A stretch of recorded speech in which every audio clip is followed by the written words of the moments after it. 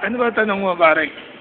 Ang tanong ko doon, sir. Oh. Ito, may dalawang babae na nilulog. Oh. Sino yun? Si Madam sa si Red. Sino yung sasabihin niya? Paano na ano siya? Naguluhan siya, sir. Oh. Yun ang ano niya. Pero, napag-decide siya, sir. Oh. Si Red. Oh. Ang Hindi, ito nga eh. Oh, tanungin mo si Mads ngayon. Tanong mo uli yung tinanong mo. Mang Mag. Sino na pipili? For the record. Oh.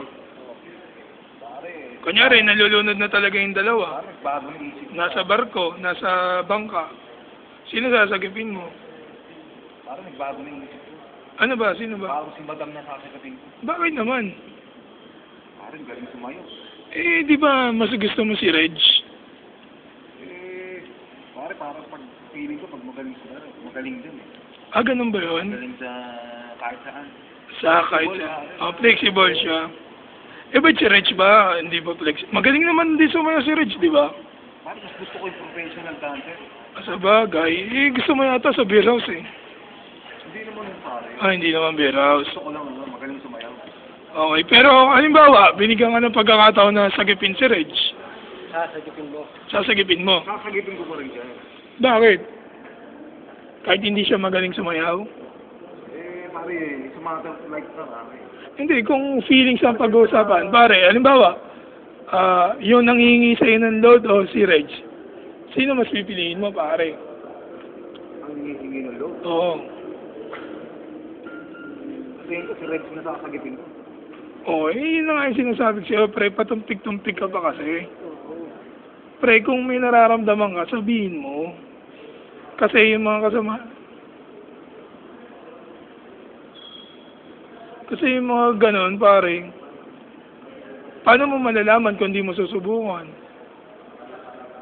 Oo nga, masyado na ako tinutulak kay Madam pare. O, di ba? Yun na nga, pare.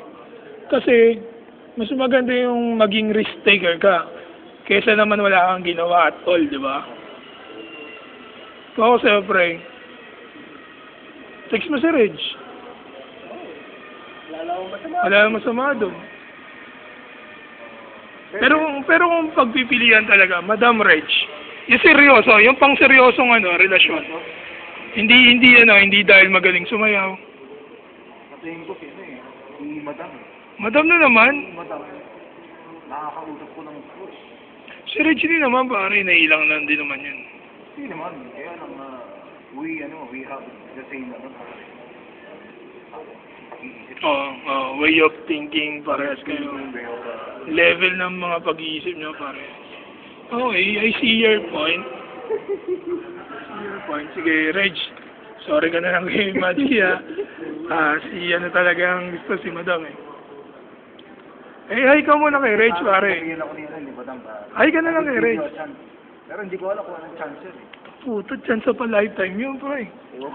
Ibig ba sabihin nun, may crush sa'yo si Madam? Parang hindi actually gano'n.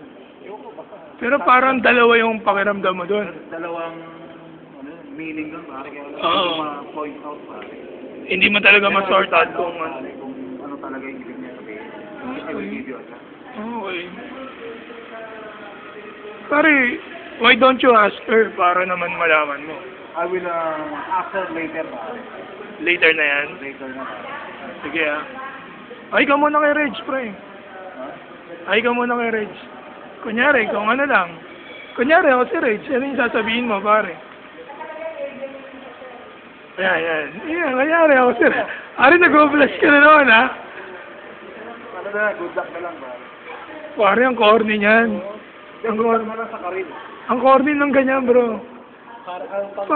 Pang showbiz yung datingan mo, eh. Ano na lang, pare. Parang naniligaw ka, yung gusto mo siya ma-impress. Hindi mo sasabihin na galing ka ng Macau. Siguro it will take more time. Para... Tama yan. Kasi, Parang bigyan ka lang niya ng chance na makilala ka pa. kasi hindi mo na makikilala isang tao sa...